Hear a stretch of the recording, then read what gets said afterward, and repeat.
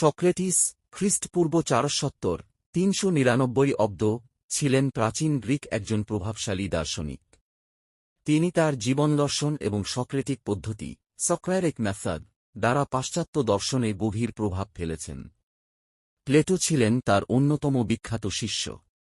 সক্রেটিসকে এথেন্সের তৎকালীন শাসকদের দ্বারা হেমলক বিষ পানে মৃত্যুদণ্ড দেওয়া হয়েছিল। জন্ম ও প্রারম্ভিক জীবন। সক্রেটিস 470 খ্রিস্টপূর্বাব্দে এথেন্সে জন্মগ্রহণ করেন। তার পিতা ছিলেন একজন ভাস্কর এবং মাতা ছিলেন ধাত্রী। সক্রেটিসের পরিবার দরিদ্র না হলেও খুব ধনীও ছিল না। তিনি তার বেশিরভাগ সময় এথেন্সের রাস্তায় ঘুরে বেড়াতেন এবং সাধারণ মানুষের সাথে আলোচনা করতেন। দর্শন। সক্রেটিসের দর্শন মূলত নৈতিকতার উপর কেন্দ্র করে গড়ে উঠেছিল। তিনি বিশ্বাস করতেন যে জ্ঞানই ভার্চু এবং অজ্ঞতাই সকল অনর্থের মূল। সক্রেটিস সক্রেটিক পদ্ধতি নামে একটি বিশেষ পদ্ধতি ব্যবহার করতেন, যা প্রশ্নোত্তরের মাধ্যমে সত্য অনুসন্ধানে সাহায্য করত।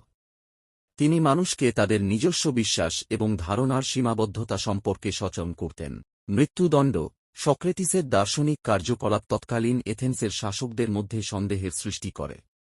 তাদের অভিযোগ ছিল সক্রেটিস যুব সম্প্রদায়কে বিপথে চালিত করছেন এবং এথেন্সের প্রচলিত ধর্মীয় বিশ্বাসকে অস্বীকার করছেন।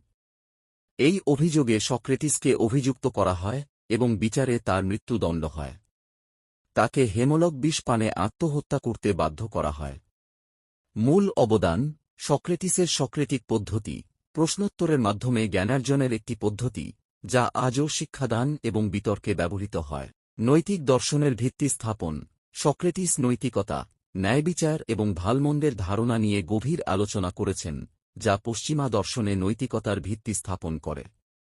পাশ্চাত্য দর্শনে প্রভাব। সক্রেটিস পাশ্চাত্য দর্শনের অন্যতম প্রভাবশালী ব্যক্তিত্ব, যার চিন্তা ও দর্শন পরবর্তীকালে বহু দার্শনিককে প্রভাবিত করেছে।